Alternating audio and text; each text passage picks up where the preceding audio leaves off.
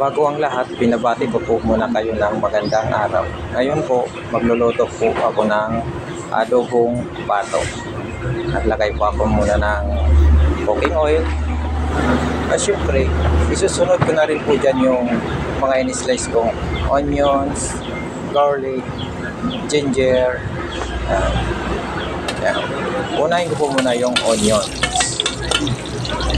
Kaso may nalaglag na dahon, alisin ko muna. Sunod na rin po yung garlic. Saute ng konti. Sinunod ko na rin po yung ginger. Marami po pala akong nilagay na ginger kasi yung pato medyo malansa para malabanan yung lansa.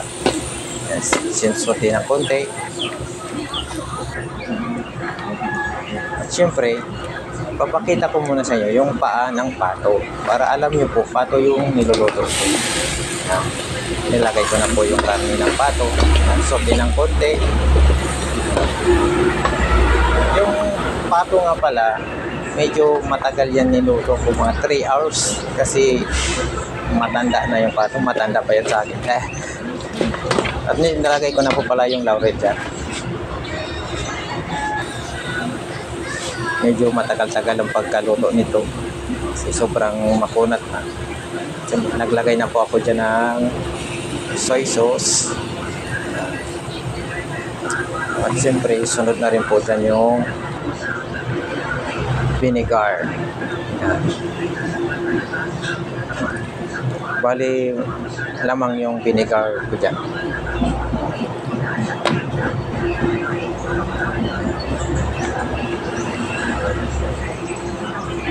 Naglagay po ako dyan ng black pepper.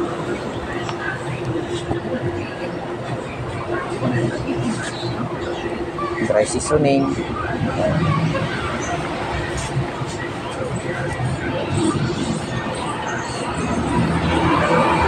Siyempre, brown sugar.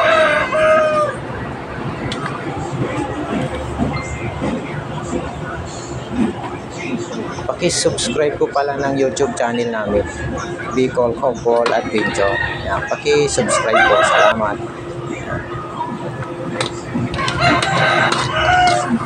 Saute ng konti. Nalagay ko na rin po yan dyan yung lemongrass. Siyempre, sunod ko na rin po yung tubig. Medyo marami po ako nilagay dyan na tubig kasi matikas yung pato. Pag na-reduce yan po, yan, sakto na po yung pagkalambot niya.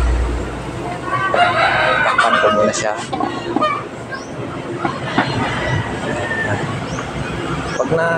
Pag natuyo na po, okay na po yan.